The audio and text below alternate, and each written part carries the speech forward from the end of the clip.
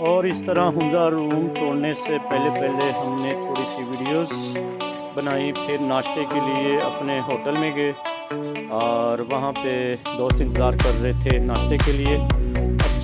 अच्छे से नाश्ता किया और नाश्ता करने के बाद हम निकल पड़े गुलमित वैली की तरफ, जो हुंजा से 3 से 4 किलोमीटर